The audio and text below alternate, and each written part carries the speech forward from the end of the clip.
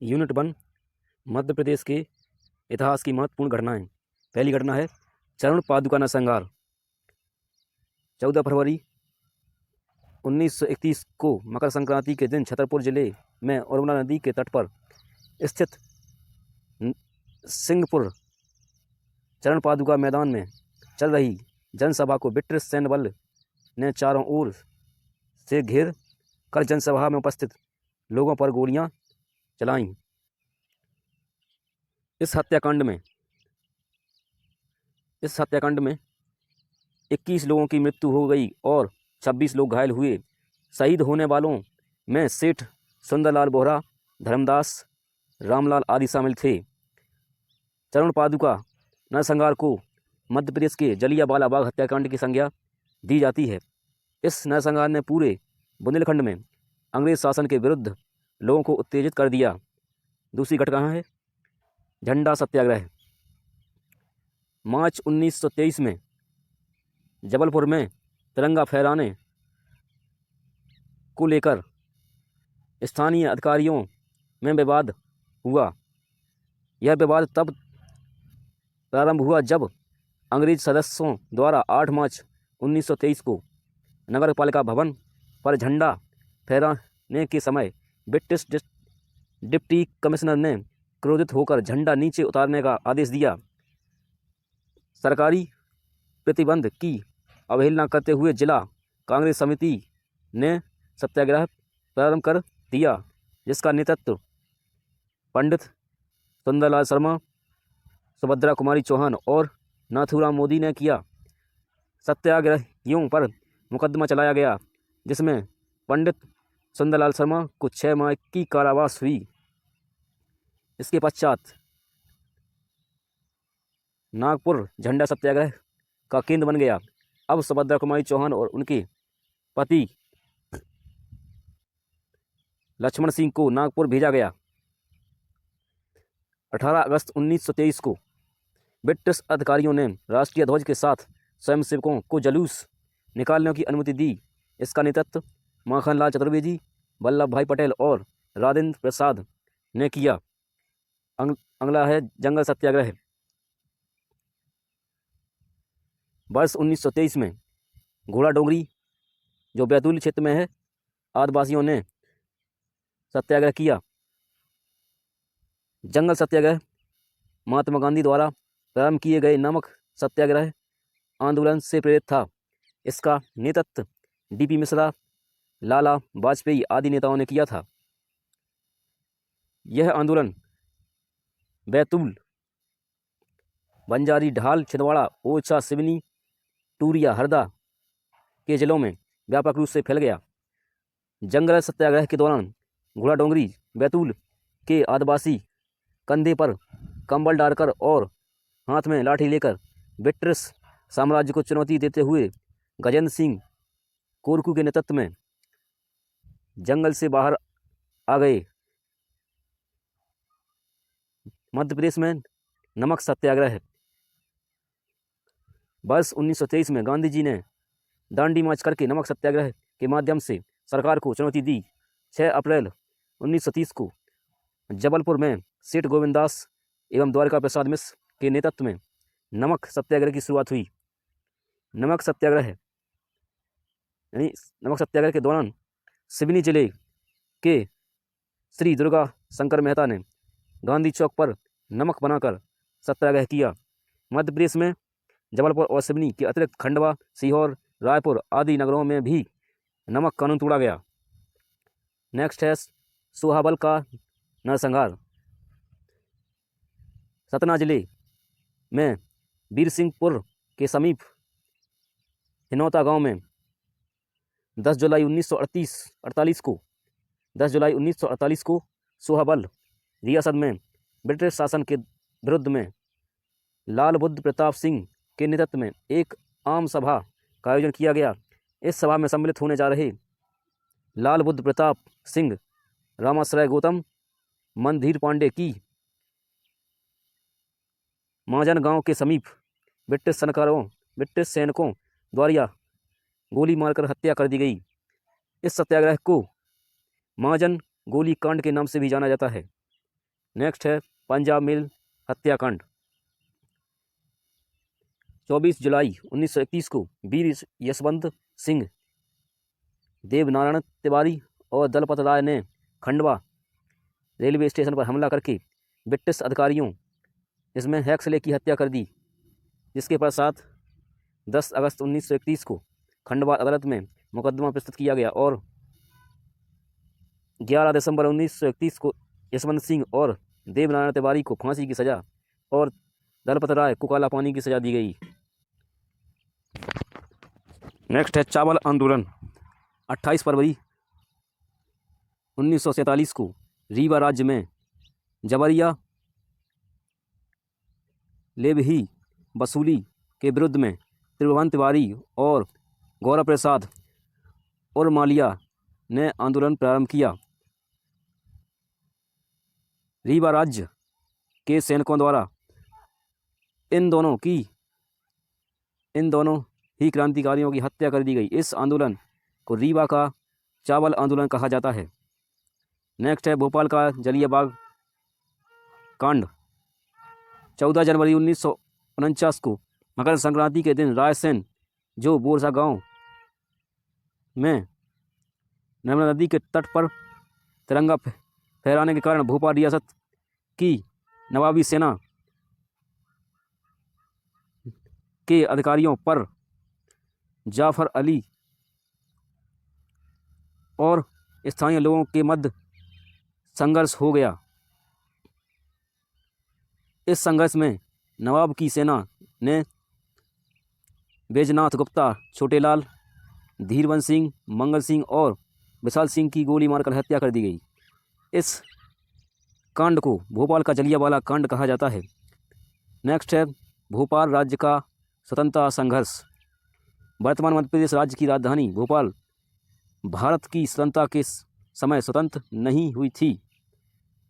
भोपाल के नवाब हबीबुल्लाह खान ने भोपाल राज्य को स्वतंत्र करने का निर्णय लिया, परंतु वर्ष 1948 में भोपाल राज्य की भारत में विलय की मांग उठने लगी, जिसका नेतृत्व भाई रतन कुमार, प्रोफेसर अक्षय कुमार, पत्रकार प्रेम श्रीवास्तव, सूरजमल जैन, मथुरा प्रसाद, शांति देवी, बसंती देवी आदि लोगों ने किया। इस आंदोलन को गति देने के लिए भाई रतन कुमार उनके सहयोगियों ने नई राह नामक अखबार निकाला। इस आंदोलन का केंद्र भोपाल के मुजराती में स्थित रतनकुंटी था, जहां नई राह अखबार का कार्यालय भी था, परंतु नवाब के आदेश पर इस कार्यालय को बंद कर दिया गया। तब होशंगाबाद से एडवोकेट बाबूलाल वर्मा के घर से भूमिगत होकर आंदोलन चलाया गया।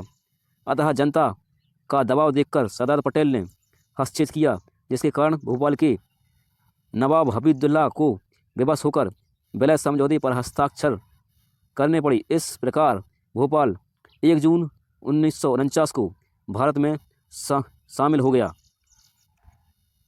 रनौता का सत्याग्रह।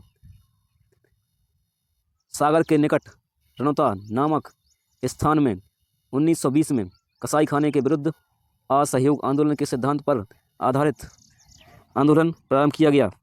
सागर के रनौता में ब्रिटिश सरकार ने कसाई खाना खोल रखा था, जिसमें प्रतिदिन सैकड़ों की तादाद में गाय और बैल काटे जाते थे, जिसके विरुद्ध में कई समाचार पत्रों और स्थानीय नेताओं ने विरोध दर्ज कराया था। बढ़ते विरोध को देखते हुए ब्रिटिश सरकार ने एक समिति का गठन किया और इस समिति की सिफारिश पर कसाई खाने को बंद कर दिया गया। असहयोग आंदोलन के दौरान ब्रिटिश सरकार के विरुद्ध सागर में जनता की यह प्रथम विजय थी। नेक्स्ट है बुंदेला विद्रोह। 1842 में सागर के दीवानी न्यायालय ने सागर जिले के 2 बुंदेला ठाकुर जवाहर सिंह बुंदेला और मधुकर शाह पर लगाम वसूली के लिए डिक्री देकर उनकी संपत्ति जब्त करने की धमकी दी। डिक्री के विरोध में बुंदेला ठाकुरों ने कुछ अंग्रेज सिपाहियों को मार दिया और शासन के विरुद्ध विद्रोह कर दिया। विद्रोह की आग समस्त बुंदेलखंड में फैल गई। नरसिंहपुर में यह विद्रोह सबसे अधिक सफल रहा। नरसिंहपुर से विद्रोह का नेतृत्व गौड़ राजा दिलहन शाह ने किया।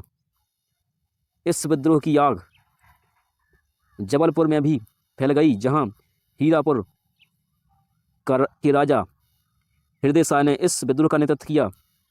बिंदोला विद्रोह का परिणाम यह हुआ कि नर्मदा के दोनों तटों में बहुत बड़े भाग से विदेशी सत्ता कुछ समय के लिए समाप्त हो गई। 1842 के अंत तक विद्रोही सरदारों और अंग्रेजों के बीच छोटी मोटी टक्कर होती रही। इसी बीच कर्नल डेली द्वारा राजा हृदय शाह को सपरिवार पकड़ लिया गया, जिसके कारण विद्रोहियों का मनोबल गिर गया। मधुकर शाह को पकड़कर सार्वजनिक रूप से फांसी दे दी गई। नेक्स्ट है मध्य प्रदेश की आज़ादी की जंग। 1857 की क्रांति। 1857 की क्रांति में मध्य प्रदेश की भूमिका को भुलाया नहीं जा सकता है। यहाँ बुंदेला शासक अंग्रेजों से काफ़ी नाराज थे, जिसके फलस्वरूप 1924 में चंद्रपुर सागर के जवाहर सिंह बुंदेला, नरहुत के मधुकर शाह, मदनपुर के गौड़ मुखिया दिल्ली शाह ने अंग्रेजों के खिलाफ बगावत कर दी। इस प्रकार सागर, दमोह, नरसिंहपुर से लेकर जबलपुर, मंडला, होशंगाबाद के सारे क्षेत्र में विद्रोह की आग भड़की, लेकिन आपसी सामंजस्य और तालमेल के अभाव में अंग्रेज उन्हें दबाने में सफल हो गए। प्रथम स्वतंत्रता संग्राम सन 1857 में मेरठ, कानपुर, लखनऊ, दिल्ली, बैरकपुर आदि के विद्रोह की लपटें मध्य भारत में भी पहुंची। तात्या टोपे और नाना साहेब पेशवा के संदेश वाहक ग्वालियर, इंदौर, महू, नीमच, मंदसौर, जबलपुर, सागर, दमोह, भोपाल, सीहोर और बिंद के क्षेत्रों में घूम घूम कर विद्रोह का अलग जगाने में लग गए। उन्होंने स्थानीय राजाओं और नवाबों के साथ साथ अंग्रेजी छावनियों के हिंदुस्तानी सिपाहियों से संपर्क बनाए। इस कार्य के लिए रोटी और कमल का फूल गांव-गांव में घुमाया जाने लगा। 3 जून को नीमच में विद्रोह। मुगल शहजादे हुमायूं इन दिनों रतलाम, जाबरा, मंदसौर, नीमच क्षेत्रों का दौरा कर रहे थे। इस दौरे के परिणाम स्वरूप 3 जून 1857 को नीमच छावनी में विद्रोह भड़क गया और सिपाहियों ने अधिकारियों को मार भगाया। मंदसौर में भी ऐसा ही हुआ। 14 जून को ग्वालियर छावनी के सैनिकों ने भी हथियार उठा लिए। इस तरह शिवपुरी, गुना, मुरार में भी विद्रोह भड़का। तात्या टोपे, झांसी की रानी लक्ष्मीबाई ने ग्वालियर जीता। 1 जून 1857 को सादत खां के नेतृत्व में होलकर नरेश की सेना ने छावनी रेजिडेंस पर हमला कर दिया। कर्नल ड्यूरेंड, स्टुअर्ट आदि स्रोह सीहोर की ओर भागे, पर वहां भी विद्रोहियों की आग सुलग चुकी थी। अजमेरा के राव बख्तावर सिंह ने भी विद्रोह किया और धार, भोपाल आदि क्षेत्र क्रांतिकारियों के कब्जा में आ गए। महू की सेना ने भी अंग्रेज अधिकारियों को मार भगाया। मंडलेश्वर, सेंधवा, बनवाड़ी आदि क्षेत्रों में इस क्रांति का नेतृत्व भीमा नायक कर रहे थे। सादत खां महू और इंदौर के सैनिकों के साथ दिल्ली गए। वहाँ बादशाह जफर के प्रति मालवा के क्रांतिकारियों ने अपनी वफादारी प्रकट की। सागर, जबलपुर, सागड़ भी क्रांतिकारियों के केंद्र थे। विजय राघवगढ़ के राजा ठाकुर सरयू प्रसाद सरयू प्रसाद इन क्रांतिकारियों के आगे थे। जबलपुर की 52वीं रेजिमेंट उनका साथ दे रही थी। नरसिंहपुर में मेहरबान सिंह ने अंग्रेज़ों को खदेड़ा। मालवा में रामगढ़ की रानी विद्रोह की आगे थीं। इस विद्रोह की चपेट में नेवावर, सतवास और होशंगाबाद भी आ गए। रायपुर, सुहागपुर, संबलपुर ने भी क्रांतिकारियों का साथ दिया। मध्य प्रदेश में क्रांतिकारियों में आपसी सहयोग और तालमेल का अभाव था। अंग्रेज उन्हें एक एक कर कुचलने में कामयाब हुए। सर ह्यूज ने ग्वालियर जीत लिया। महू, इंदौर, मंदसौर, नीमच के विद्रोह को कर्नल ड्यूरेंट स्टुअर्ट हैमिल्टन ने दबा दिया। Lieutenant Robert, captain Turner, Sleeman आदि महाकौशल क्षेत्र में विद्रोह को दबाने में सफल हुए। 2 वर्ष में क्रांति की आग ठंडी पड़ गई और क्रांतिकारियों को कठोर दंड दिया गया। नेक्स्ट है ब्रिटिश साम्राज्य स्थापित। सन 1857 की क्रांति में ईस्ट इंडिया कंपनी का शासन उखड़ गया और भारत को ब्रिटिश साम्राज्य के अंतर्गत ले लिया गया। मध्य प्रांत और बाबर और बरार सीधे ब्रिटिश साम्राज्य के अंतर्गत ले लिया गया। मध्य भारत की रियासतों भोपाल, नवाब और बिंद की रियासतों के साथ अंग्रेज़ों ने संधि कर उन्हें अपने संरक्षण में ले लिया। कांग्रेस का दूसरा अधिवेशन। सन 1885 में भारतीय राष्ट्रीय कांग्रेस के दूसरे अभियान में मध्य प्रांत से बापूराव, दादा किनखेड़े, गंगाधर चिटनिस, गोपाल हरिभिंडे और अब्दुल अजीज ने भाग लिया। सन 1891 में कांग्रेस का 7वां अधिवेशन नागपुर में हुआ।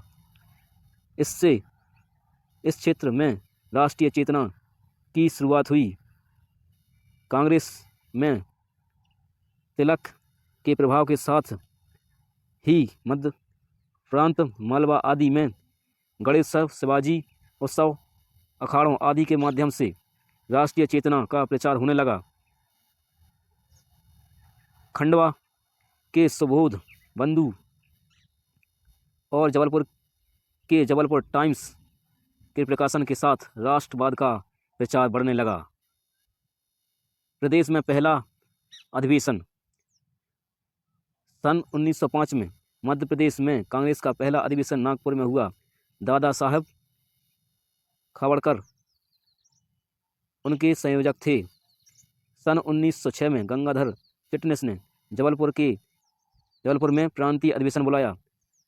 सन 1907 में सर हरि सिंह गौर ने इसका आयोजन रायपुर में किया। पंडित रविशंकर शुक्ला, डॉक्टर राघवेंद्र, हरि सिंह गौर आदि सक्रिय हो गए।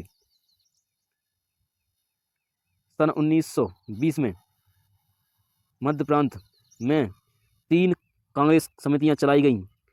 इनमें पहली विदर्भ के लिए, दूसरी महाकौशल के हिंदी क्षेत्र के लिए तथा तीसरी नागपुर के लिए थी। इसके माध्यम से भाषावार प्रांतों का प्रतिवेदन किया गया। करमवीर का प्रकाशन। महात्मा गांधी द्वारा कांग्रेस का नेतृत्व संभालने के बाद इस क्षेत्र में असहयोग आंदोलन, अभिनव सविनय अवज्ञा आंदोलन आदि प्रारंभ हुए। सेठ गोविंददास, द्वारका प्रसाद मिश्र, ठाकुर लक्ष्मण सिंह, रविशंकर शुक्ल आदि ने इस दिशा में पहल की। माखनलाल चतुर्वेदी ने अपने पत्र करमवीर के प्रकाशन से राष्ट्रीय चेतना के प्रसार को नई दिशा दी।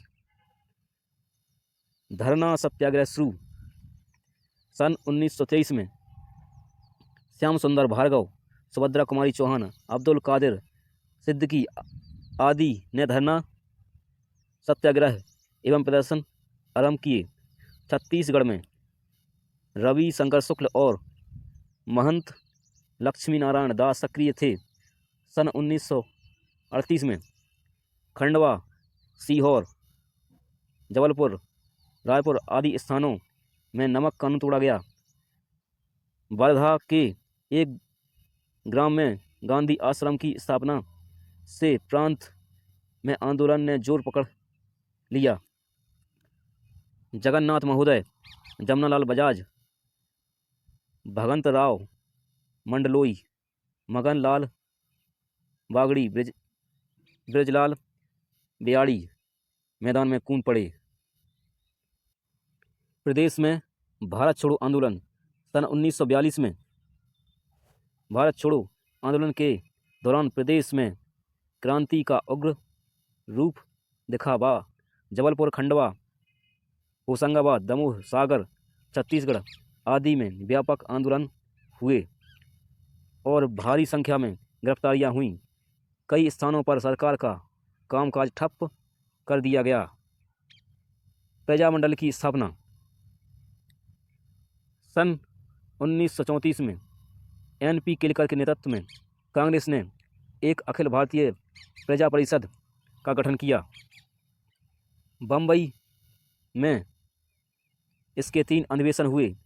कालांतर में मध्य भारत, विंध्य प्रदेश तथा भोपाल प्रजा मंडल की स्थापना हुई। जमनालाल बजाज और हरिभाऊ उपाध्याय मध्य भारत और राजस्थान में प्रजामंडल के काम के लिए उत्तरदायी बनाए गए। प्रजामंडल ने ग्वालियर, इंदौर, रीवा, बनवाड़ी एवं अन्य रियासतों में अपना कार्य प्रारंभ किया। आर्यदत्त, जुगरान, पटवर्धन, बैजनाथ महोदय, गोपी कृष्ण, विजय वर्गीय, काशीनाथ त्रिवेदी, PS खोड़े, श्री खादीवाला, मिश्री लाल गंगवाल, बाबू लाभचंद छजलानी, बाबू लाल तख्तमल जैन, भूताजी आदि के नेतृत्व में प्रदेश में आंदोलन होते रहे। कैप्टन अवधेश प्रताप सिंह, शंभुनाथ शुक्ल, राम सहाय तिवारी आदि विंध्य प्रदेश में सक्रिय थे। भोपाल में शाकिर अली खां तथा विदिशा में राम सहाय सक्सेना कार्य कर रहे थे। नेक्स्ट है आज़ाद की शहादत। क्रांतिकारियों में झाबुआ निवासी चंद्रशेखर आज़ाद सशस्त्र संघर्ष के नेता बने थे तथा उन्होंने असंभव कार्यों को अंजाम दिया। अंत में प्रयाग के एलिफेंट पार्क में अंग्रेजों से मोर्चा लेते हुए वे शहीद हुए। 15 अगस्त 1947 को देश स्वतंत्र हुआ। मध्य प्रदेश के सेनानी। शहीद शंकर शाह रघुनाथ शाह 1857 के वीर आदिवासी क्रांतिकारी देशभक्तों में मध्य प्रदेश के गोंड राजवंश के राजा शंकर शाह और उनके पुत्र रघुनाथ शाह का नाम देशवासी सदा कृतज्ञता से आदरपूर्वक स्मरण करते हैं। शंकर शाह गढ़ा मंडला के प्राचीन गोंड राजघराने के वंशज थे। इसी राजवंश में प्रतापी वीर महारानी दुर्गावती थी। उन्होंने मुगल बादशाह अकबर की फौज से संघर्ष करते हुए अपने प्राणों की आहुति देकर अपनी और अपने राज्य की स्वतंत्रता को अक्षुण्ण रखा था। 1857 में अंग्रेज़ों के खिलाफ देशी रियासतों और सैनिकों ने सशस्त्र क्रांति की, तब उन्होंने इसमें सहयोग दिया। शंकर शाह का राज्य अंग्रेज़ों ने हड़प लिया था। इसी कारण जनता ने 1857 में उनके आह्वान पर कंपनी सरकार के खिलाफ संघर्ष किया। कंपनी सरकार के डिप्टी कमिश्नर ने राजा शंकर शाह को राजद्रोही घोषित कर उन्हें गिरफ्तार कर लिया। राजा शंकर शाह और उनके पुत्र रघुनाथ शाह को 18 सितंबर 1857 को एक तोप के मुंह से बांधकर मौन की नींद सुला दी, यानी तोप से उड़ा दिया। चंद्रशेखर आज़ाद। चंद्रशेखर आज़ाद 23 जुलाई 1906 से 27 फरवरी 1931 तक भारतीय स्वतंत्रता संग्राम के अत्यंत सम्मानित और लोकप्रिय क्रांतिकारी स्वतंत्रता सेनानी थे। असहयोग आंदोलन समाप्त होने के बाद चंद्रशेखर आज़ाद की विचारधारा में बदलाव आ गया और वे क्रांतिकारी गतिविधियों से जुड़ गए। हिंदुस्तान सोशल रिपब्लिक आर्मी में शामिल हो गए। उन्होंने कई क्रांतिकारी गतिविधियों जैसे काकोरी कांड तथा सैंडर्स वध को अंजाम दिया। चंद्रशेखर आज़ाद का जन्म मध्य प्रदेश के झाबुआ जिले के भावरा गांव में 23 जुलाई सन 1906 को हुआ। 1919 में हुए जलियांवाला नरसंहार ने उन्हें काफ़ी व्यथित किया। 1921 में जब महात्मा गांधी के असहयोग आंदोलन प्रारंभ किया, तब तो उन्होंने उसमें सक्रिय योगदान दिया। यहीं पर उनका नाम आज़ाद प्रसिद्ध हुआ।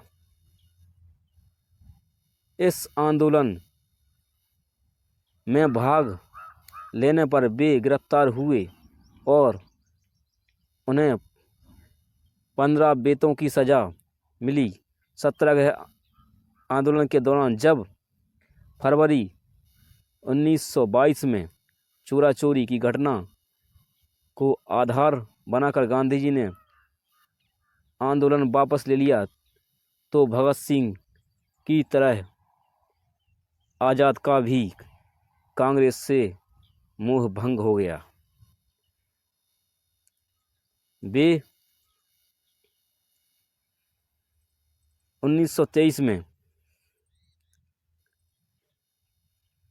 सचिंद्र नाथ सान्याल द्वारा बनाए गए उत्तर भारत के क्रांतिकारियों को लेकर बनाए गए दल हिंदुस्तानी प्रजातांत्रिक संघ HRA में शामिल हो गए। नेक्स्ट है मोहम्मद बरकतुल्लाह। मोहम्मद बरकतुल्लाह भोपाल के मूल निवासी थे तथा बाल्यावस्था में ही वे शिक्षा के लिए इंग्लैंड भेज दिए गए। वहाँ से वे भारतीय क्रांतियों के संपर्क में आ गए थे। उन्होंने राजा महेंद्र प्रताप तथा लाला हरदयाल के सहयोगी के रूप में कार्य किया। वे गदर पार्टी के साथ जुड़ गए। बरकतुल्लाह उन स्वाधीनता सेनानियों में से थे, एकमात्र ऐसे स्वाधीनता सेनानी थे जिन्होंने अपने जीवन का अधिकांश समय विदेश में बिताया तथा भारतीय स्वतंत्रता आंदोलन में सहयोग दिया। नेक्स्ट है बिहारी लाल व्यास। देसी रियासत में उत्तरदायी शासन स्थापित करने के लिए जो अखिल भारतीय संगठन तैयार हुआ, उसे प्रजामंडल नाम दिया गया। बिहारी लाल व्यास प्रजामंडल के ही कार्यकर्ता थे। उनका जन्म ग्वालियर राज्य के अमझेरा नामक स्थान पर सन 1912 में हुआ। बिहारी लाल व्यास ने प्रजामंडल के माध्यम से रतलाम के राजा के विरुद्ध 1939 में आंदोलन चलाया। 4 मार्च 1940 को बिहारीलाल व्यास को गिरफ्तार किया गया और उन पर राज्य सत्ता को उखाड़ने का आरोप लगाया गया। लंबी अवधि का दंड देकर बिहारीलाल व्यास को जेल में डाल दिया गया। दुर्व्यवहार और यातनाओं के कारण जेल में ही बिहारीलाल व्यास का प्राणांत हो गया, यानी मृत्यु हो गई। मध्य प्रदेश के प्रमुख राजवंश। हय वंश। यदु कबीले के शासक हय ने इस वंश की स्थापना की। इस वंश के राजा महिष्मत ने नर्मदा के किनारे महिष्मती यानी महेश्वर नामक नगर की स्थापना की। इस वंश के शासक कीर्तिवीर अर्जुन ने अयोध्या और लंकेश शासकों को हराया। गुर्जरों के प्रभाव के चलते इस वंश का पतन हो गया। नेक्स्ट है शुंग वंश। मौर्य वंश के पश्चात पुष्यमित्र शुंग ने शुंग वंश की स्थापना की। शुंग वंश की राजधानी विदिशा थी। शुंग वंश के शासक अग्निमित्र का उल्लेख कालिदास की पुस्तक मालविका अग्नि में मिलता है। शुंग वंश शासकों ने सांची के स्तूप के चारों ओर रेलिंग या वेदिका का निर्माण कराया। शुंग वंश के शासन काल में ही यूनानी शासक एंटियालकिडस ने अपने राजदूत हेलियोडोरस को भारत भेजा। हेलियोडोरस ने वैष्णव संप्रदाय को अपनाते हुए विदिशा में गरुड़ स्तंभ या हेलियोडोरस स्तंभ की स्थापना की। पुष्यमित्र शुंग को बौद्ध धर्म का विनाशक भी कहा जाता है। शुंग शासकों ने ग्रीक शासकों को काली सिंध नदी के तट पर हराया। नेक्स्ट है गुप्त वंश। मध्य प्रदेश में गुप्त काल के दौरान आर्थिक और राजनीतिक रूप से समृद्धि देखने को मिलती है। समुद्रगुप्त ने अपनी दक्षिण विजय के दौरान उज्जैन को अपना मुख्य केंद्र बनाया। गुप्त शासकों के दौरान उज्जैन संस्कृति और कला के केंद्र के रूप में उभरा। चंद्रगुप्त द्वितीय ने उज्जैन के कवि कालिदास को अपने नवरत्न में शामिल किया।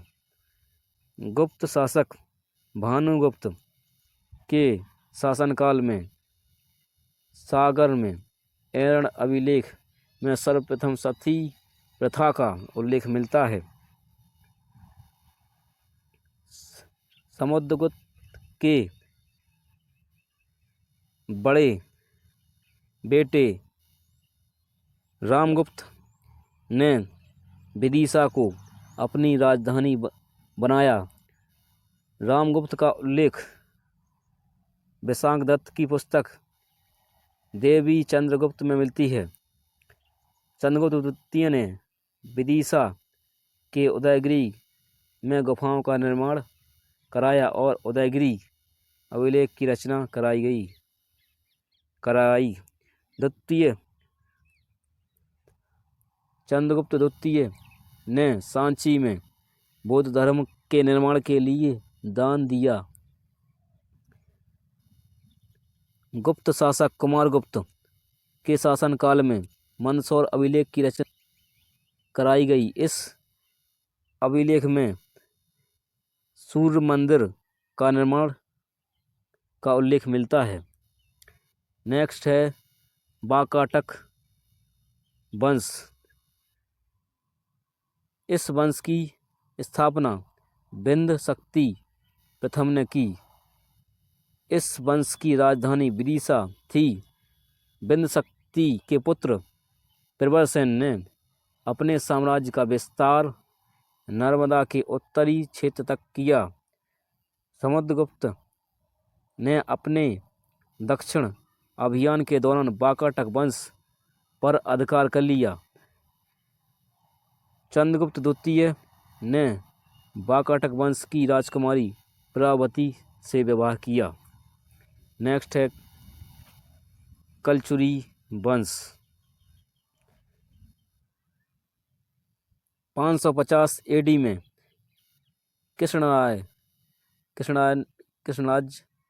ने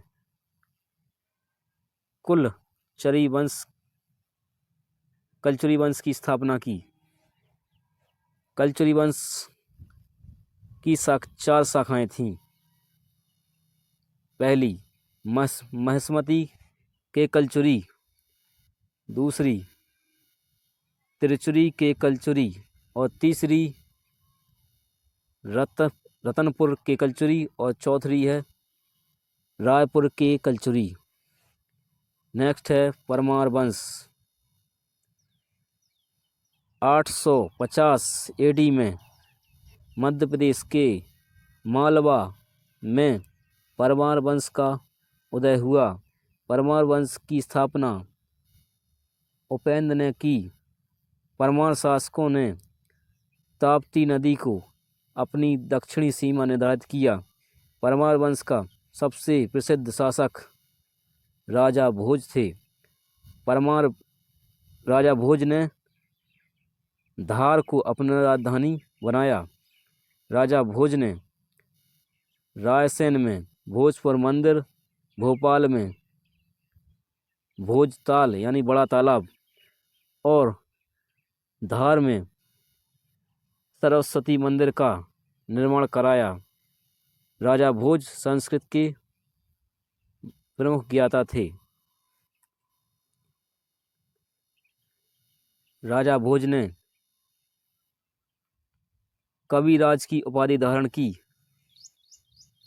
और सरस्वती कंठाभरण, सम्रांगण सूत्र, सिद्धांत संग्रह, युक्ति, शब्दानुशासन, चारु चर्चा जैसे ग्रंथों की रचना की। नेक्स्ट है चंदेल वंश। चंदेल वंश की स्थापना नुन्नुक ने की। चंदेल शासकों ने खजुराहो, महुआ के क्षेत्रों पर अपना राज्य स्थापित किया। चंदेलों का शासन वर्तमान बुंदेलखंड तक स्थापित था। चंदेल साम्राज्य को जैजाक मुक्ति भी कहा जाता है। चंदेल शासक यशोवर्मन ने खजुराहो के विष्णु मंदिर का निर्माण कराया। यशोवर्धन के पुत्र धंगदेव ने स्वतंत्र चंदेल राज्य की स्थापना की। धंगदेव ने खजुराहो में पार्श्वनाथ मंदिर, विश्वनाथ मंदिर का निर्माण कराया। धंगदेव ने महमूद गजनवी के विरुद्ध बनाए गए संघ में भाग लिया। चंदेल शासक विद्याधर ने महमूद गजनवी से साम्राज्य की रक्षा की और कनरिया महादेव का निर्माण कराया। चंदेल शासक परमादिदेव के दरबार में आला और ऊदल जैसे योद्धा थे, जिन्होंने पृथ्वीराज चौहान से युद्ध कर अपने शासक की जान बचाई।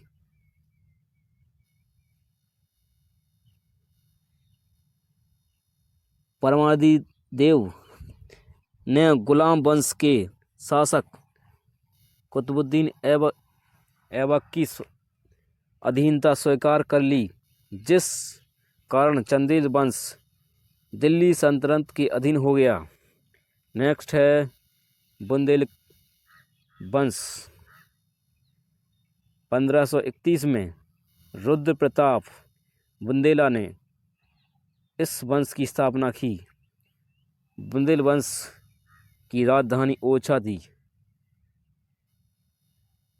बुंदेला शासक वीर सिंह बुंदेला ने जहांगीर के कहने पर अबुल फजल की हत्या कर दी। वीर सिंह बुंदेला ने जहांगीर के कहने पर अबुल फजल की हत्या कर दी थी। नेक्स्ट है बघेल वंश। बघेल वंश का शासन वर्तमान रीवा क्षेत्र तक था।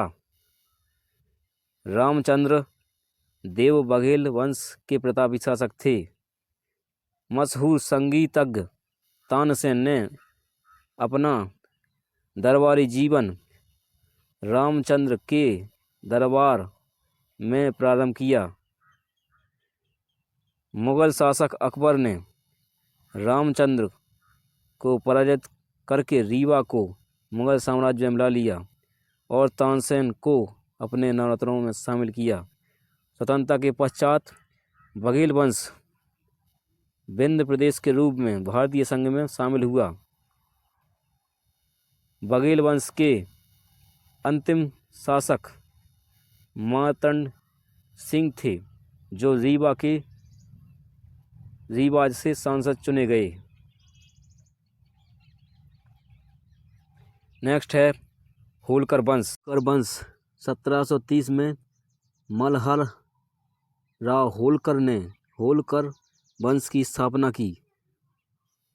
1731 में मालवा के तीन सरदारों में बांट दिया गया। पहला होलकर सरदार, दूसरा पवार और तीसरा सिंधिया। 1732 में मालवा में 5 मराठा राज्यों की नींव पड़ी। पहला होलकर वंश इंदौर, जो इंदौर में है। जीवाजी राव वंश देवास। आनंदराव पवार जो धार में है। सिंधिया वंश जो ग्वालियर में है। तुकाजी राव पवार देवास बड़ी में है। 1767 में अहिल्याबाई ने होलकर वंश की बागडोर संभाली और तुकाजी राव को अपना सेनापति नियुक्त किया। तुकोजी राव तृतीय होलकर वंश के अंतिम शासक थे।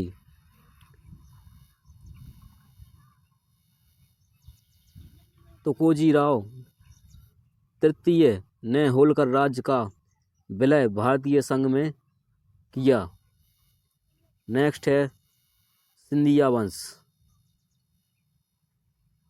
सिंधिया वंश की स्थापना राणाजी सिंधिया ने की, जिन्हें पेशवा में मालवा का एक भाग 1731 में प्रदान किया गया। 1765 में महादजी सिंधिया ने उज्जैन को अपनी राजधानी बनाया। महादजी सिंधिया ने मुगल शासक शाह आलम को मुक्त कराया। 1794 में दौलतराव सिंधिया ने ग्वालियर को अपनी राजधानी बनाया। 1857 की क्रांति में ग्वालियर में सिंधिया वंश के शासक जयाजी राव सिंधिया ने जिन्होंने ब्रिटिश सरकार की मदद की।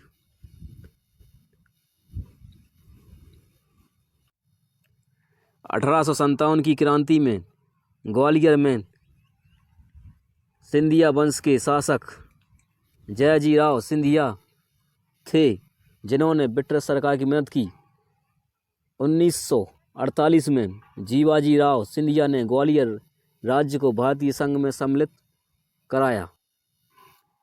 मध्य प्रदेश की शिल्पकला। नेक्स्ट चैप्टर है मध्य प्रदेश की शिल्पकला।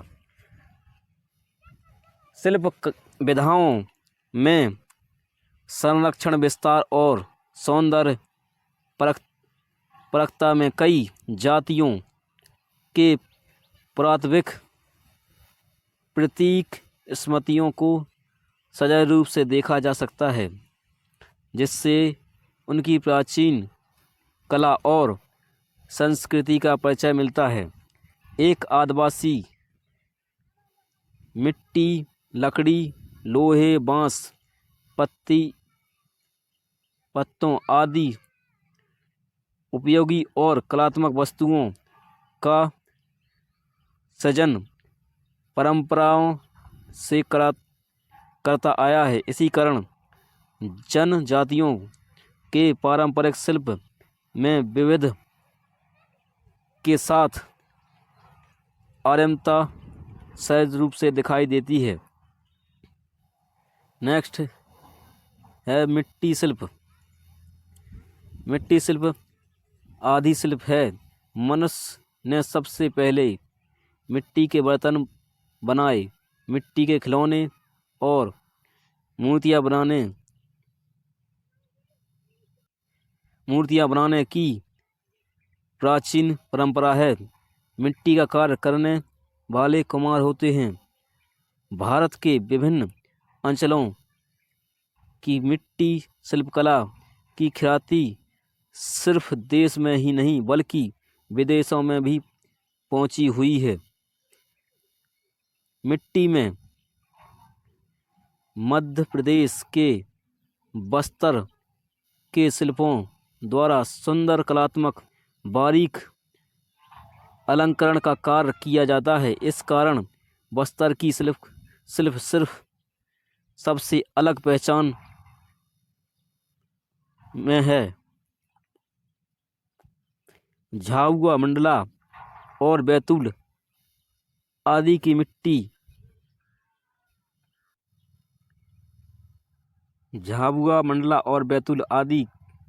मिट्टी शिल्प अपने अपने निजी विशेषताओं के कारण महत्वपूर्ण स्थान रखते हैं। नेक्स्ट है काष्ठ शिल्प। काष्ठ शिल्प की परंपरा बहुत प्राचीन और समृद्ध है। लकड़ी में विभिन्न रूपांतरों को उतारने की कोशिश मनुष्य ने आदिम युग से शुरू कर दी थी। जब से मानव ने मकान में रहना सीखा, तब से काष्ठ कला के श्रेष्ठ नमूने हैं। लकड़ी के पहियों, देवी देवताओं की मूर्तियां, घरों के दरवाजे,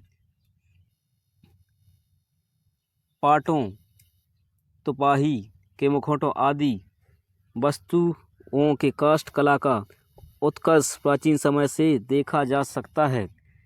कंघी कला आदिवासी समाज में आमतौर पर अनेक प्रकार की कंघियों का प्राचीन काल से ही प्रचलन चला रहा है। आदिवासियों में तो कंघी का इतना अधिक महत्व है कि कमियां, अलंकरण, गोदना एवं भित्ति चित्रों में एक अभिप्राय के रूप में विशेषता प्राप्त कर चुकी हैं। कंघी बनाने का श्रेय बंजारा जाति को है। मालवा में कंघी बनाने का कार्य उज्जैन, रतलाम, नीमच से होता है। बांस शिल्प। बांस से बनी कलात्मक वस्तुएं सौंदर्य परखता और जीवन उपयोगी भी होती हैं। इसलिए शिल्प की महत्ता जीवन में और बढ़ रही है। झाबुआ, मंडला आदि जिलों में जनजातियों के लोग अपने दैनिक जीवन में उपयोग के लिए बांस की बनी कलात्मक चीज़ों का स्वयं अपने हाथों से निर्माण करते हैं। बांस का कार्य करने वाली कई जातियों में कई सिद्धहस्त कलाकार हैं।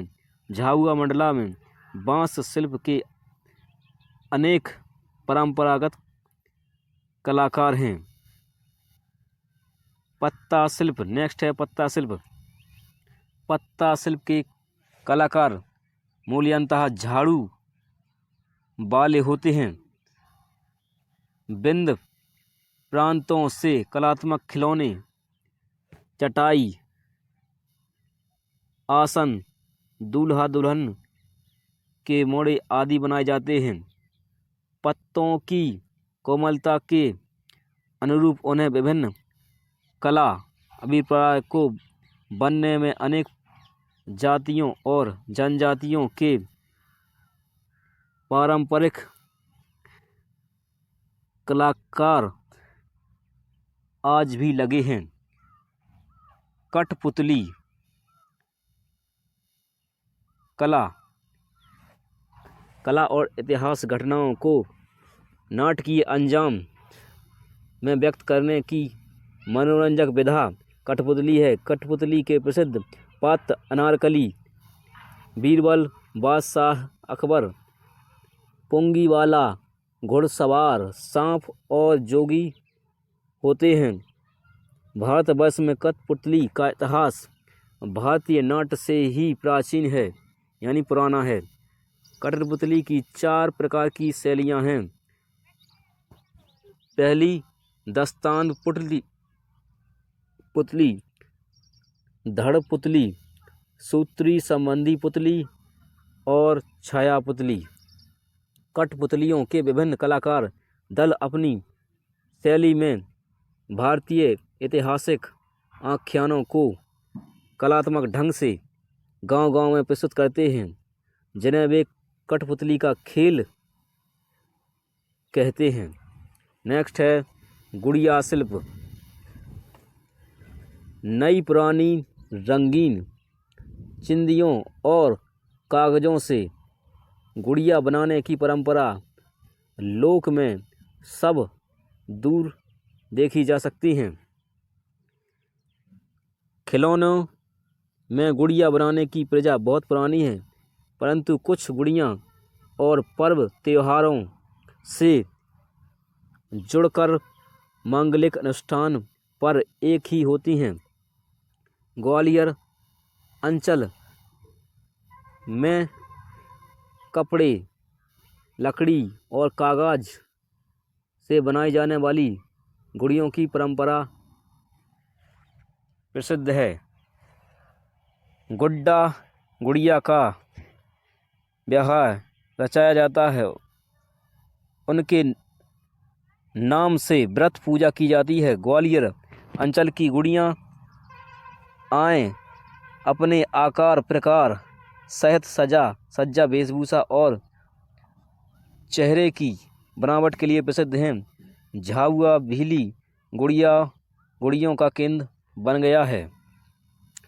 नेक्स्ट है छिपा शिल्प।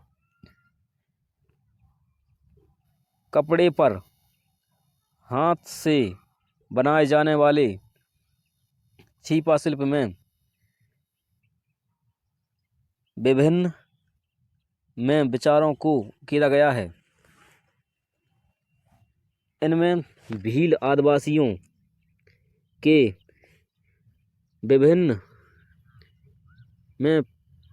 प्रांतीय प्रतीकों का समावेश होता है। आज भी अधिकांश भील आदिवासियों द्वारा इन्हीं वस्तुओं का उपयोग किया जाता है। पिछले वर्षों में छिपा शिल्पकला ने एक व्यावसायिक उद्योग का रूप ले लिया है। नेक्स्ट है बाग कुंची, मानवर, गोगवा, खिराला, उज्जैन छिपा शिल्प के पारंपरिक केंद्र हैं। उज्जैन को सिफा सेल्फी भैरवगढ़ के नाम से देश और विदेशों में ख्याति प्राप्त है। महेश्वरी साड़ियाँ अपनी बनावट, सजावटी रंग एवं कलात्मकता के लिए भारत ही नहीं बल्कि विश्व में भी सराही जाती हैं। महेश्वर के पारंपरिक बुनकरों द्वारा बुनी गई सूती और रेशमी साड़ियाँ सुंदर, टिकाऊ एवं पक्के रंग की होती हैं, जिन पर जरी और क्ले के धागों से छोटे बेल बूटे गढ़े जाते हैं। महेश्वरी साड़ी की प्रमुख विशेषता चौखाड़ा चौखड़ी कलात्मक किनारा मनमोहक पिल्लू हल्के जैसे चमकदार चांदी और सोने में रंगे जरी रेशम की हर कथा की कढ़ाई है। महेश्वरी साड़ियाँ उद्योग को स्थापित करने का श्रेय प्रसिद्ध शासक अहिल्याबाई को है। महेश्वरी साड़ी पूर्णतः देसी वस्तु कला की देन है। यह कला महेश्वर में जन्मी पनपी और विस्तार हुई है। नेक्स्ट है चंदेरी साड़ी। चंदेरी में बनने के कारण इस साड़ी का नाम चंदेरी की साड़ी पड़ा है, जो रेशमी और सूती दोनों प्रकार से बनाई जाती हैं। साड़ी में मुख्य सूती और रेशमी बड़े छोटे बूटे डाले जाते हैं। चंदेरी साड़ी की विशेषता उसके हल्के और गहरे रंग, कलात्मक चौड़े बॉर्डर तरह साड़ी के बीच में बड़ा जरी के जरिए रेशम और सूती बेल बूटे होते हैं। चंदेरी साड़ी की बनावट पर आया सादी होती है, लेकिन उसके पल्लू पर विभिन्न रंगों धागों से सुनियोजित बड़े आकार के बेलबूटे, मोर, बतख आदि की आकृतियाँ बनाई जाती हैं। चंदेरी साड़ी की लोकप्रियता प्रदेश के बाहर विदेशों में भी है। प्रस्तर शिल्प। मंदसौर और रतलाम जिला इसके केंद्र कहे जाते हैं, जहां पत्थर को विभिन्न प्रकार प्रदान करने वाले श्रेष्ठ और परंपरागत कलाकार मौजूद हैं। यह शिल्पकार गुर्जर, गायरी, जाट, भील आदि जातियों और जनजातियों के लिए देवनारायण, बाधा, पाठ्यचर्चा, नाग बाबजी, भेरू बाबजी, रामदेव जी, शक्ति महेश्वरी माता, नाहर श्री माता, गपलिया, वीर तेजाजी, गणपति, दुर्गा, हनुमान आदि हिंदू लोग देवलोक से जुड़ी मूर्तियों का निर्माण करते हैं। इनके अलावा भी कुछ मूर्तियाँ तथा शिल्प ऐसे भी बनाते हैं। देवड़ा घाट।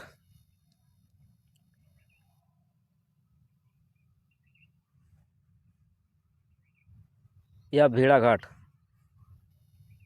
संगमरमर की मूर्तियों और ग्वालियर पौराणिक देवी देवताओं की मूर्तियां बनाने का केंद्र है। लाख शिल्प। वृक्ष के गोदियां। लाख शिल्प वृक्ष के गोदिया रस से लाख बनाई जाती है। लाख को गर्म करके उसमें विभिन्न रंगों को मिलाकर अलग अलग रंगों के फूल बनाए जाते हैं। लाख का काम करने वाली एक जाति का नाम ही लाख है। कलाकार जाति की स्त्रियां पुरुष दोनों पारंपरिक रूप से लाख काम में दक्ष होते हैं। लाख के चूड़े, कलात्मक खिलौने, श्रृंगार पटेरी, डिब्बियाँ, लाख के अलंकृत पशु पक्षी आदि कलात्मक वस्तुएं बनाई जाती हैं।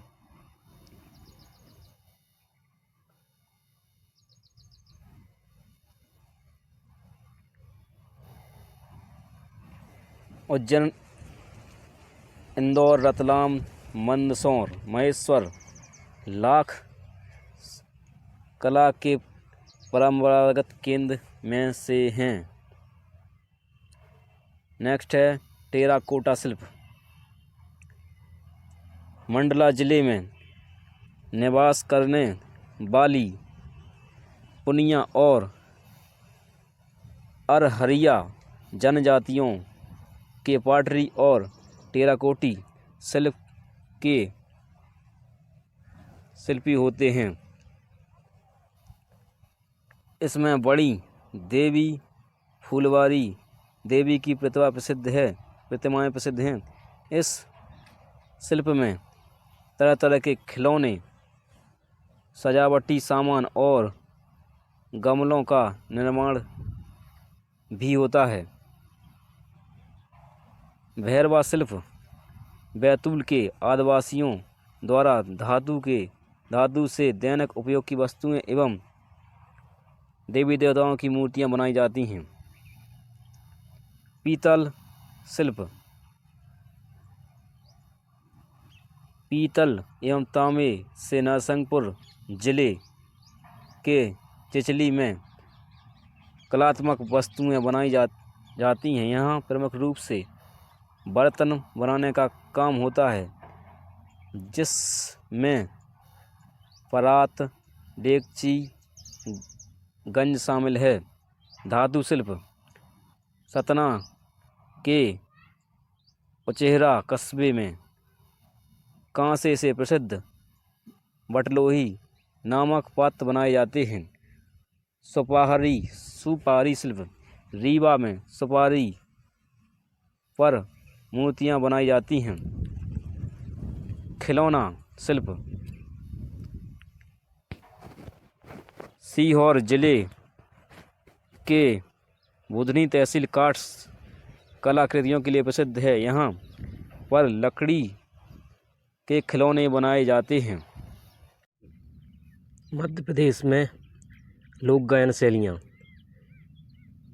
मध्य प्रदेश के चारों अंचलों निमाड़, मालवा, बुंदेलखंड, बघेलखंड में अनेक पारंपरिक लोक गायन शैलियाँ प्रचलित हैं। पर्व और अनुष्ठान, ऋतु, संस्कार संबंधी लोकगीत गाने की परंपरा प्रत्येक अंचल में मिलती है। निमाड़ अंचल के प्रमुख लोकगीत किगली तुर्रा गीत। किगली तुर्रा प्रतिस्पर्धात्मक लोक गायन शैलियाँ हैं। यह प्राचीन लोक गायकी है। इस गायन शैली का प्रसार एक समय कर्नाटक से लगाकर उत्तर प्रदेश तक था। निमाड़, मालवा, बुंदेलखंड और मंडला में किगली तुर्रा गायन मंडलियाँ अभी भी मौजूद हैं। चंग की थाप पर रात भर किगली तुर्रा गाया जाता है। यह 2 अखाड़ों में होता है, एक किगली अखाड़ा, दूसरा तुर्रा अखाड़ा। अखाड़े के गुरु को उस्ताद कहते हैं। महाभारत की कथाएं पौराणिक आख्यानों से लेकर वर्तमान प्रसंगों को सवाल जवाब के शानदार माध्यम से पारंपरिक गायका में पिरोया जाता है। किगली तुर्रा का आध्यात्मिक पक्ष भी है। किगली भी दल शक्ति और तुर्रा दल शिव को बड़ा बताने की कोशिश करते हैं। श्री सुरेश सिंह सुमन श्री मनसाराम इस समय तुर्रा और किगली के सबसे बड़े गुरु अर्थात उस्तादों में से हैं।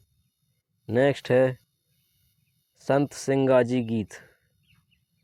संत सिंगाजी 15वीं शताब्दी में निर्गुण संत कवियों में सबसे अग्रणी हैं।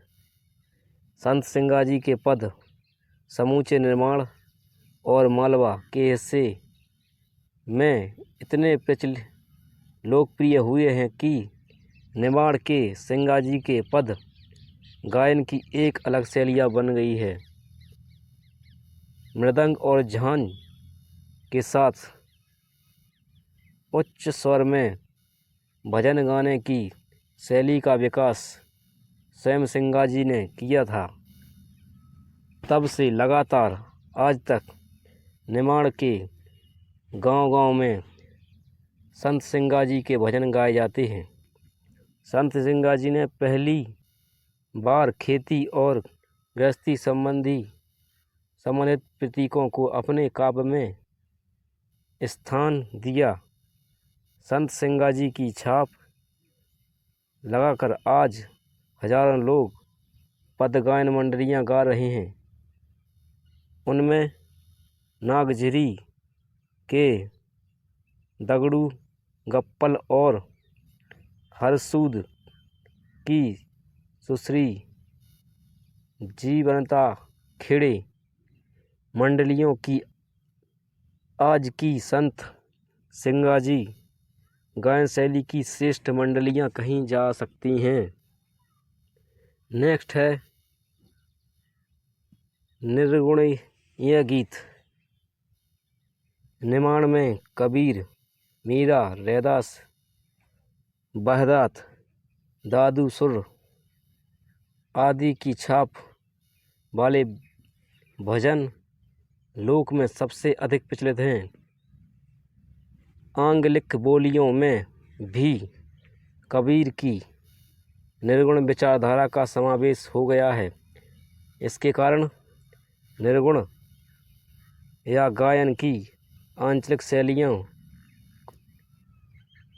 काफ़ी भी विकसित हुई हैं।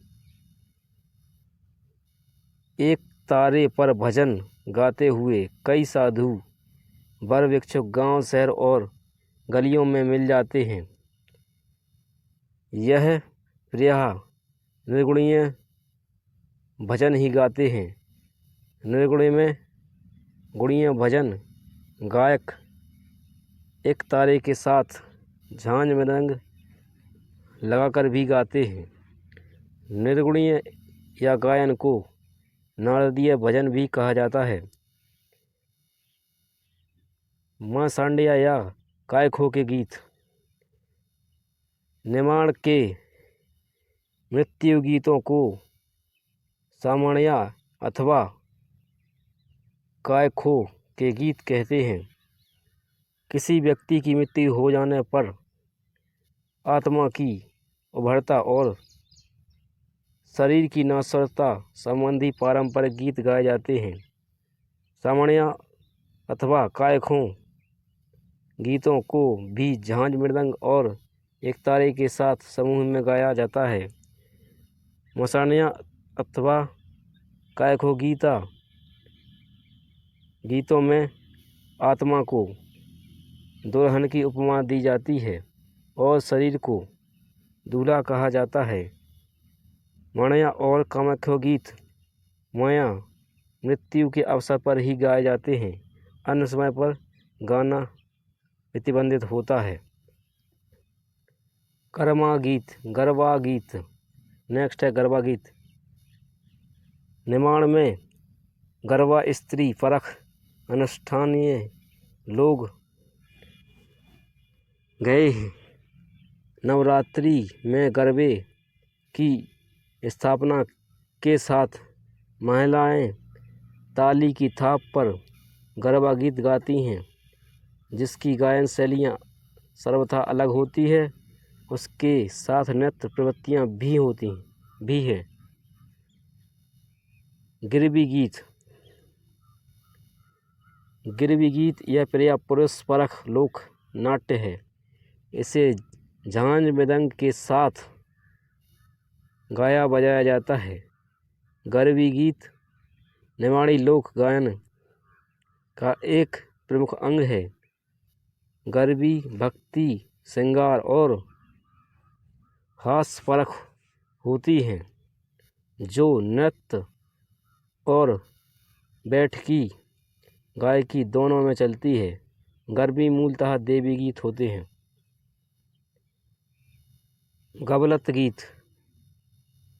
गबलत गीत कृष्ण लीला गीत हैं। इसके गायन की पद्धति गरवी से भिन्न होती है। गबलत गीतों का मुख्य उपयोग रासलीला में किया जाता है। गबलत गीत पुरुष वर्ग होते हैं जो झांझ मृदंग और ढोलक पर गाए जाते हैं। नेक्स्ट है नाथपंथी गीत। निमाड़ में नाथ योगियों में सर्वथा अलग प्रकार के लोक गायन की पद्धति है। नाथ जोगी भगवा वस्त्र पहने हाथ में रेकड़ी अथवा रूरू आवाज़ बजाते गाते गांव शहर में दिखाई देते हैं। नाथ जोगी प्रेहा गोरख कवि भरथरी गाथा गाते हुए मिल जाते हैं। मालवा अंचल के प्रमुख लोकगीत। भरथरी गायन। मालवा में नाथ संप्रदाय के लोग चिंकारा पर भरथरी का गायन करते हैं। चिंकारा नारियल की नाटी बाँस और घोड़े के बाल से निर्मित एक प्राचीन और पारंपरिक वाद्य यंत्र होता है। चिंकारा बालों से बने धनुष से बजाया जाता है, जिसमें रू कर की निरंतर दोहरी निकलती है। भरथरी गोपी चंद्र कथा गोरखवाणी कबीर मीरा जी के भजन गाते हुए नाथपंथी लोग भोर में मालवा के गांव में आज भी मिल सकते हैं। कुछ नाथपंथी अखाड़ों के सितार तबले की संगत में बैठकर भरथरी गोपीचंद भजन आदि गाने की परंपरा है। निर्गुणीय भजन गायन। मालवा के निर्गुणी लोक पद गायन परंपरा बहुत पुरानी है। निर्गुणीय या भजनों में कबीर के अध्यात्म की छाप होती है।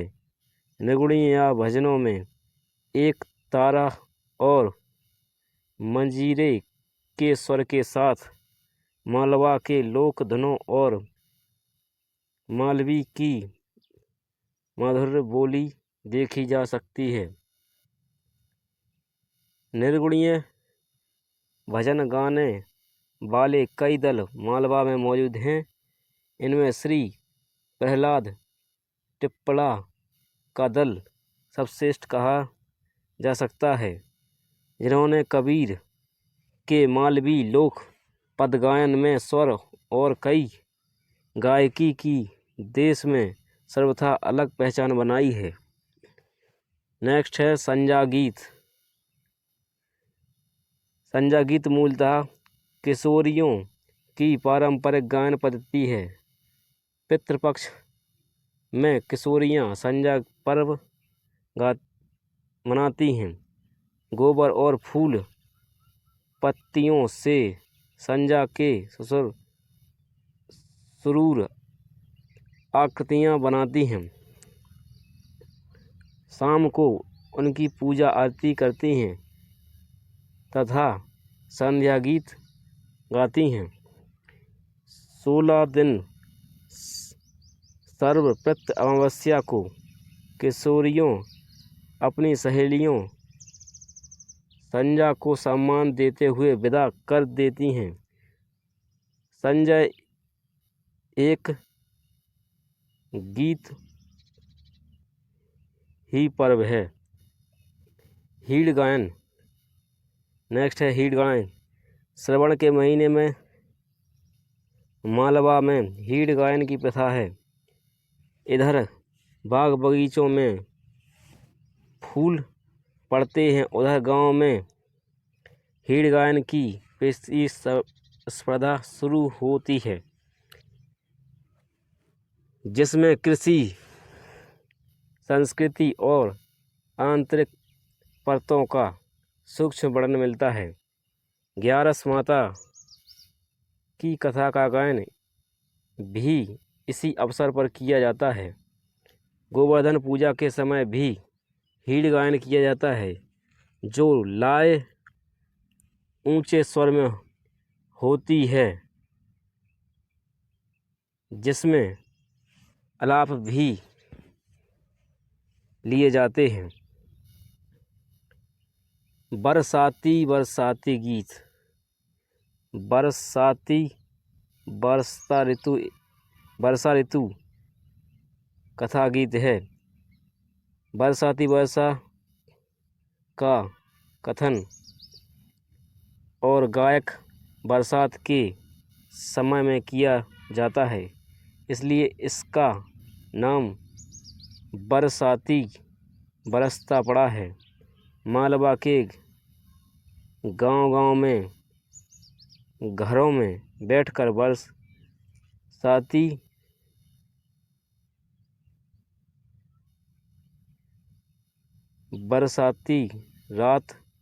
रात भर कहीं और गाई जाती हैं।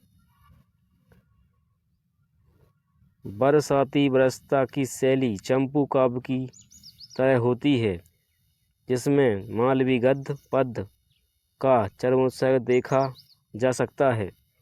ऋतु गीतों में मालवा में 12मासा गीत प्रायः बरसात में गाए जाते हैं। नेक्स्ट है बुंदेलखंड के प्रमुख लोकगीत। आला गायन।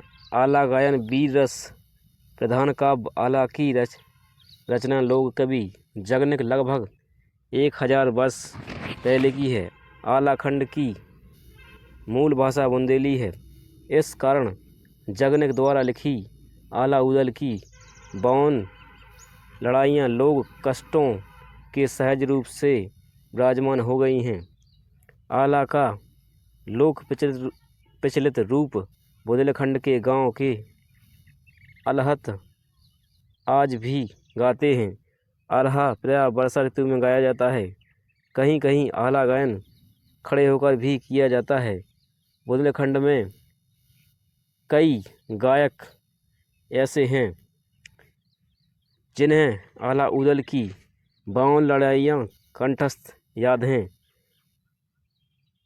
आला छंद के कारण इनका नामकरण आला खंड पड़ा।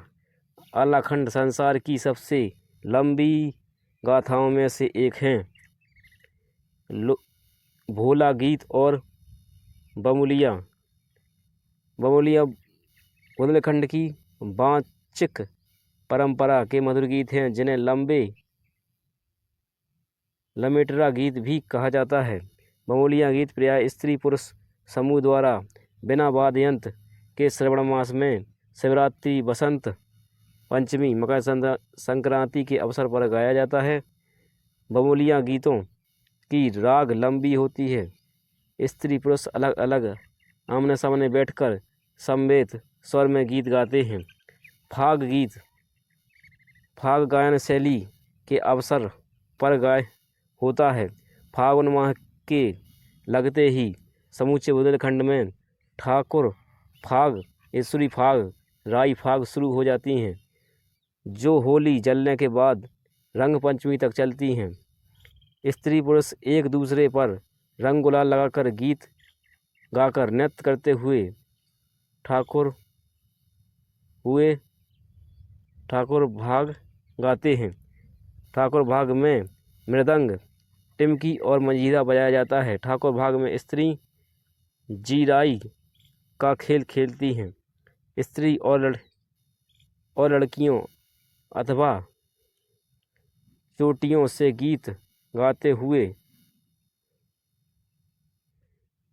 पुरुषों पर वार करती हैं और पुरुष चतुराई से वार से बचते हैं। ईश्वरी की चौकड़ियाँ फाग बैठकर गाई जाती हैं। राई फाग राई नृत्य के साथ गाई जाती है। नेक्स्ट है बेरायटा गीत। बेरायटा मूलतः गायन शैली है जिसमें मुख्य रूप से महाभारत कथाओं के साथ अनेक ऐतिहासिक चरित्र लोक गायकों की कथाएं गाई जाती हैं। बेरायटा गायन केंद्रीय रूप से एक व्यक्ति गाता है। यह सहयोगी गायक मुखिया का साथ देते हैं। बेरायटा गायन में कलात्मकता के साथ साथ प्रसंग अनुकूल हाथ और चेहरे के हाव भाव गायन शैली को प्रभावशाली बनाने में सक्षम होते हैं। नेक्स्ट है देवारी गायन। देवारी गायन दोहों पर केंद्रित होता है। अहीर, गवही, गवली, बरेलदी, धोसी आदि जातियों में देवारी गायन और नृत्य करने की परंपरा है। दीपावली के अवसर पर ग्वाल बाल सिर पर मोर पंख धारण कर घर घर देवारी मांगते हैं, नेग पाते हैं और ऊंचे स्वर में दोहा गाकर ढोला, नगरिया, बांसुरी की सम्मिलित धुन पर तेजी से नृत्य करते हैं। देवारी के दोहों के विषय कृष्ण राधा, प्रेम प्रसंग, भक्ति एवं 20 रस से परिपूर्ण होते हैं। बुंदेलखंड के प्रमुख लोकगीत। मध्य प्रदेश के प्रमुख लोक नाट्य। पहला है माछ। माछ मालवा का पारंपरिक लोक नाट्य है। लोकरंग की दृष्टि से माछ को संपूर्ण लोक का लोकनाट्य कहा जाता है। माछ मालवा में माछ का जो रूप दिखाई देता है उसका प्रारंभ लगभग 300 वर्ष पहले हुआ था। माछ को लकड़ी के ऊंचे खंभे पर बनाकर उसमें निश्चय एक समय के लोक रंग कर्मियों ने किया। मंच बनाकर विभिन्न खेल करने के कारण मालवा के इस खेल का नाम माछ पड़ा। मालवा का माछ मध्य प्रदेश का शीर्ष प्रतिनिधि लोक नाट्य उज्जैन शहर में बनी। माछ अधिकतर खुले में आयोजित किया जाता है। माछ प्रदर्शन की निर्धारित तिथि से एक पखवाड़े पूर्व मार्च का खम्भ गाड़ते हैं। माछ के गुरु अथवा मुखिया के हाथों खम्भे की पूजा विधि संपन्न होती है। ढोलक तथा सारंगी महाराज के प्रमुख वाद्य यंत्र हैं। यद्यपि माछ में धार्मिक, पौराणिक और सामाजिक कथनों पर आधारित खेल लिखे गए, परंतु श्रृंगार परख प्रवृत्ति के कारण प्रेमाख्यानों पर आधारित खेल भी जनता में अधिक लोकप्रिय हुए। सामान्यतः स्त्रियां चर्चा में भाग नहीं लेती हैं। माछ एक संगीतमय नाट्य विधा एवं प्रभावी प्रयोगधर्मी जनमंच है। रंग कर्म की दृष्टि से आज माछ का खेल संपूर्ण लोक नाट्य के रूप में प्रतिष्ठित हो गया है। नेक्स्ट है खम्भ स्वांग लोक नाट्य। खम्भ स्वाम का अर्थ है खम्भे के आसपास किए जाने वाले प्रहसन। खम्भ यानी मेघनाथ खम्भ। खंड स्वांग का आरंभ और अंत अनुष्ठान से होता है। खम्भ स्वांग संगीत, अभिनय और मंचीय दृष्टि से कोरकू आदिवासी का संपूर्ण नाट्य किंवदंती की रावणपुत्री मेघनास ने कोरकुओं को एक बार बड़ी विपत्ति में से बचाया था। उसी की स्मृति में यह आयोजन किया जाता है। प्रत्येक कोरकू गांव में एक मेघनाथ खम्भ होता है। कुंवार की रात्रि में देव प्रबोधिनी एकादशी तक इसी के आसपास कोरकू प्रत्येक रात नए नए स्वांग खेलते हैं। खम्भ स्वांग मात्र पारंपरिक शुद्ध मनोरंजन का साधन नहीं है, उसके साथ सामाजिक विसंगतियों पर भी चोट की जाती है। स्वांग के केंद्र में एक विदूषक होता है। यह निमाड़ की गम्मत और महाराष्ट्र के तमाशे से मिलता जुलता है। इसमें मुख्य वाद्य झांझ एवं मृदंग होते हैं। स्त्री वेशधारी पुरुष नर्तक विभिन्न मुद्राओं के साथ नाचते हैं। नेक्स्ट है गम्मत। गम्मत निमाड़ी जन जीवन का सबसे बड़ा साधन है। गम्मत व्यंग का जीवंत रूप है। समाज की सामाजिक, राजनीतिक और आर्थिक बुराइयों को विद्रोह पर चोट करना गम्मत एक खास काम है। गम्मत निमाड़ का लोक रंग है। विशेषकर नवरात्रि में गांव-गांव में गम्मत की जाती है। गम्मत का मंच चारों ओर खुला होता है। गम्मत में एक विदूषक होता है। गणेश और सरस्वती वंदना के बाद नर्तकी का मंच और बाद में प्रमुख गम्मत शुरू होती है। गम्मत का शुद्ध मनोरंजन के साथ सामुदायिक घटनाओं की व्यंग्यात्मक अभिव्यक्ति है। हास्य और व्यंग गम्मत की खासियत है। गम्मत में मृदंग और झांझ प्रमुख वाद्ययंत्र होते हैं।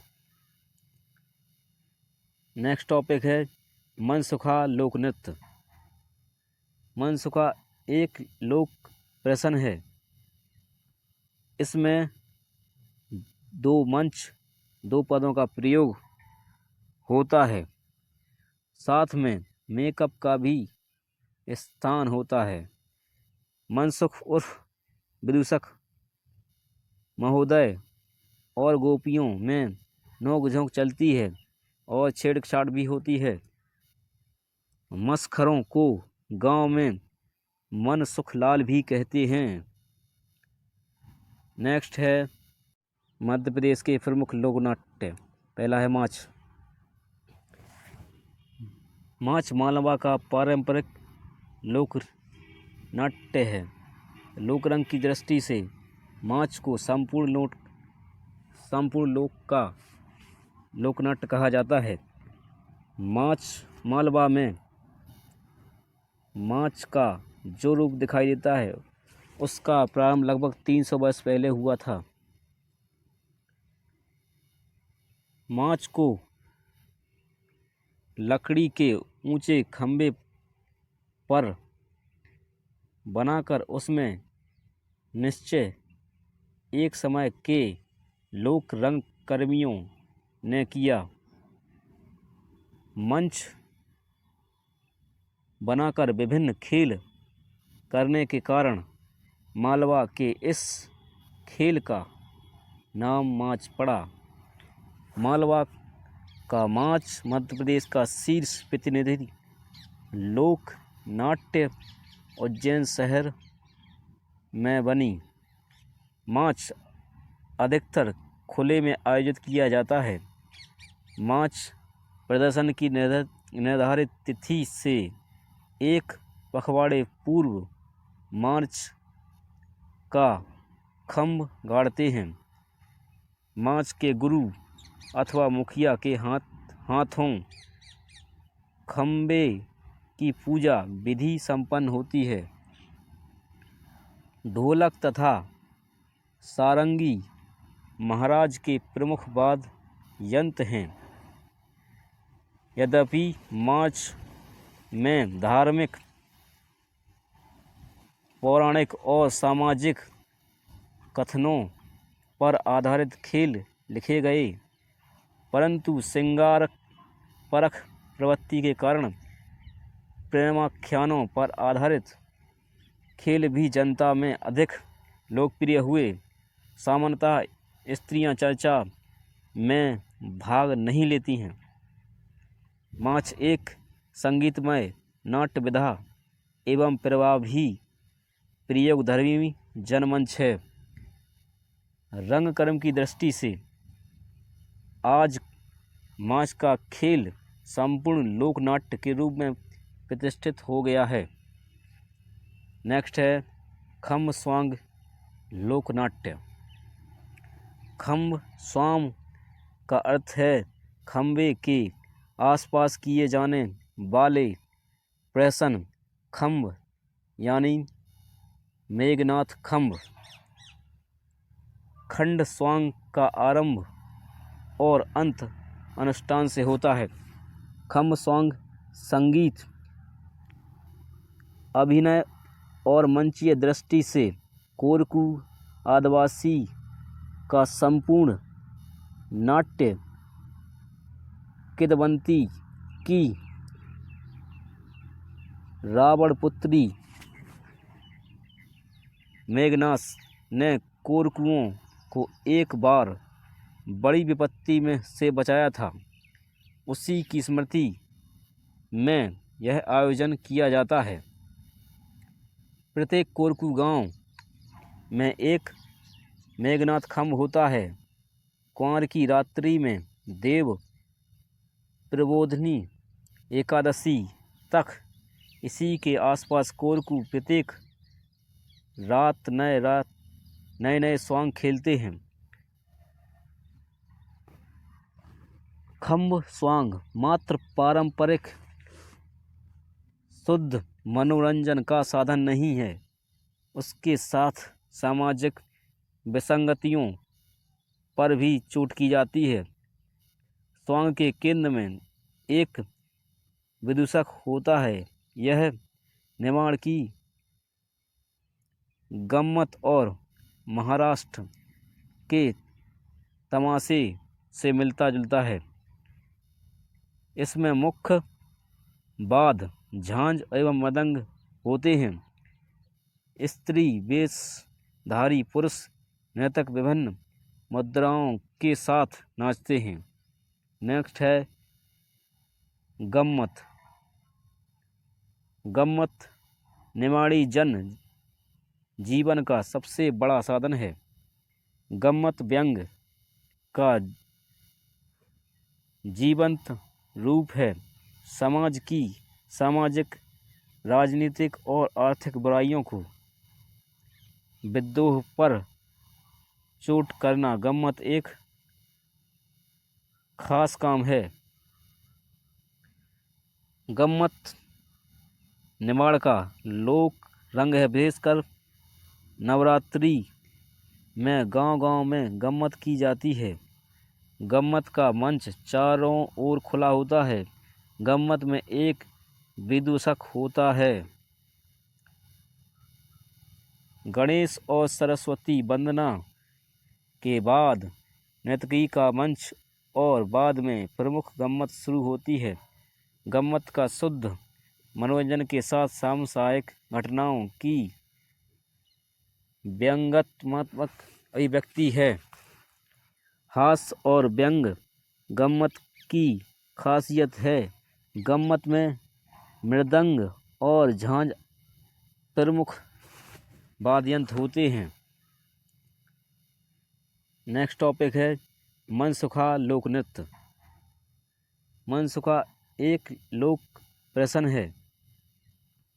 इसमें दो पदों का प्रयोग होता है। साथ में मेकअप का भी स्थान होता है। मनसुख उर्फ विदूषक महोदय और गोपियों में नोक झोंक चलती है और छेड़छाड़ भी होती है। मस्खरों को गांव में मनसुखलाल भी कहते हैं। नेक्स्ट है पंडवाड़ी लोक नृत्य। पंडवाड़ी लोक नृत्य पंडवाड़ी मूवी का छत्तीसगढ़ में देखने को मिलता है, पर मध्य प्रदेश के शहडोल, अनूपपुर, बालाघाट जिले में भी इस लोक नाट्य देखने को मिलता है। यह किसी भी अवसर, शादी विवाह के अवसर पर आयोजित किया जाता है। ढोला मारू की कथा लोक नृत्य। नेक्स्ट टॉपिक है ढोला मारू की कथा लोक नाट्य। यह लोकनाट्य मध्य प्रदेश के राजस्थान से जुड़ी सीमावर्ती क्षेत्रों में प्रसिद्ध है। नेक्स्ट है कर्मा। यह बैगा जनजाति का लोक नृत्य है। यह लोक नृत्य दशहरा के आरंभ होकर वर्षा ऋतु तक चलता है। इसमें प्रमुखतः नृत्य और गायन होता है। नेक्स्ट है काठी नृत्य। मध्य प्रदेश के निमाड़ अंचल का प्रसिद्ध लोक नृत्य है। यह बलाही हरिजन समुदाय के लोग द्वारा किया जाता है। नृत्य के पूर्व नर्तक काष्ठ निर्मित तथा वस्त्रों से सुसज्जित बनी इष्ट देवी काठी माता को पवित्र कर संस्कारानुसार पूजा करते हैं।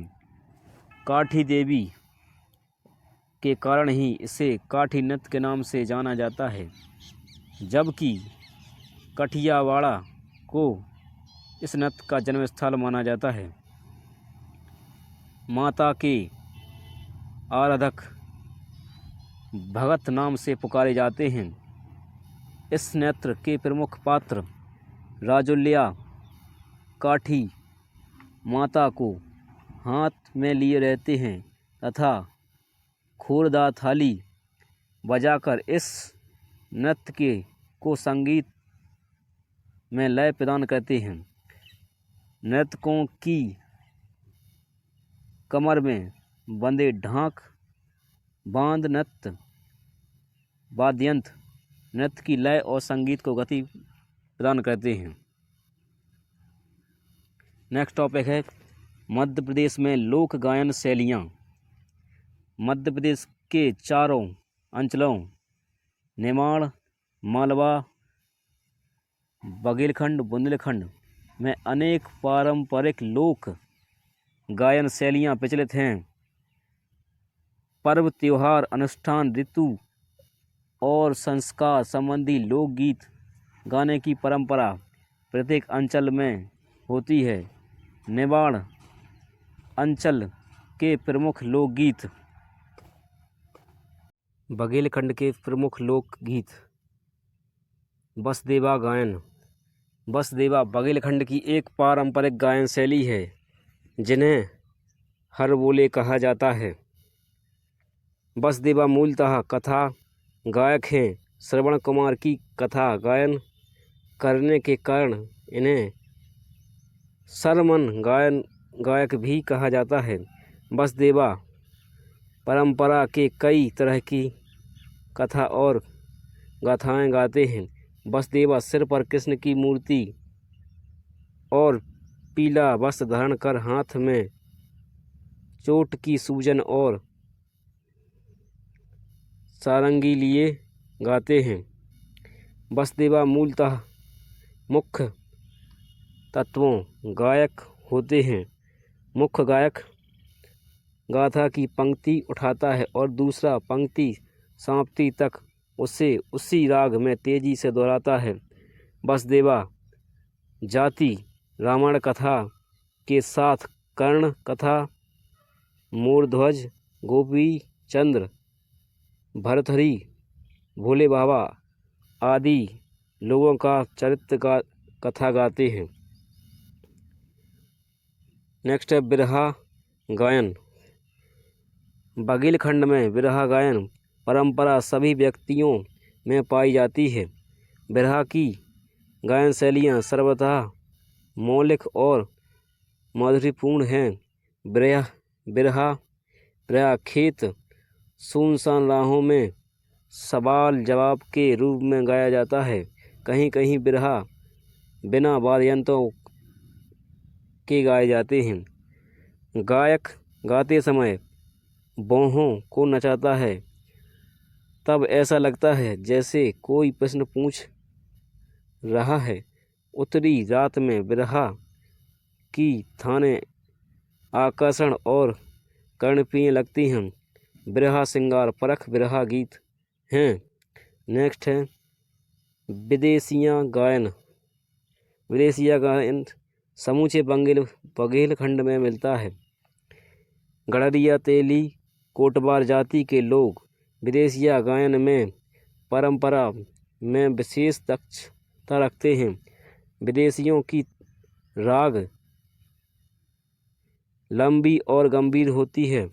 विदेशियों का गायन प्रायः जंगल और सुनसान रातों में किया जाता है। विदेशिया भिक्षुआ और मिलन की अभिलाषा के गीत हैं। सुनसान रात में विदेशिया गीतों की ताने सुनने वालों को बेचैन कर देती हैं। मध्य प्रदेश के अन्य लोक गीत। ढोला मारू गीत। ढोला मारू गीत मालवा, निमाड़ तथा बुंदेलखंड में गाए जाते हैं। ढोला मारू गीत का गायन रात के समय ढोला मारू नाटक के साथ साथ किया जाता है। ढोला मारू गीत में प्रेम कथा का गायन किया जाता है एवं उच्च स्वर में गाया जाता है। यह एक लोक गायन शैली है। पंडवानी गीत आयोजित किया जाता है। पंडवानी गीत मुख्य रूप से कथा का वर्णन किया जाता है।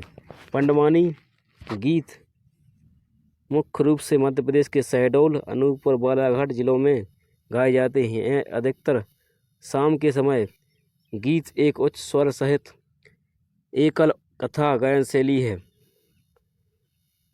घोटुल पाटा गीत। घोटुल पाटा गीत मुनिया आदिवासी क्षेत्रों में गाया जाता है। यह गीत सिर्फ मृत्यु के अवसर पर ही गाया जाता है।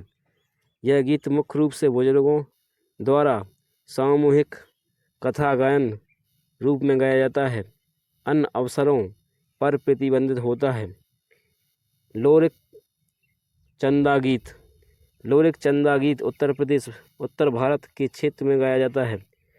यह शाम के समय गाए जाने वाला गीत है। लोरिक चंदा गीत की विषय वस्तु कथानक होती है। उच्च स्वर सहित गाथा आत्म गायन शैली इसकी प्रमुख पहचान है। ददरिया गीत। ददरिया गीत बैगा आदिवासी क्षेत्रों में गाया जाता है।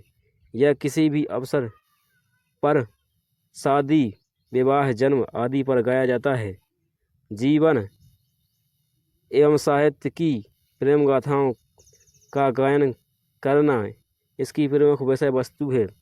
इस गायन शैली में महिला वर्ग पुरुष एक समूह सामूहिक सवाल जवाब गायक शैली होती है।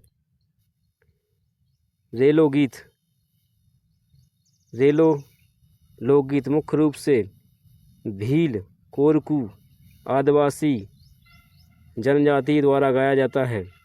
इस लोकगीत की मुख्य विशेषता यह है कि केवल युवा युवतियों का गीत है। नेक्स्ट है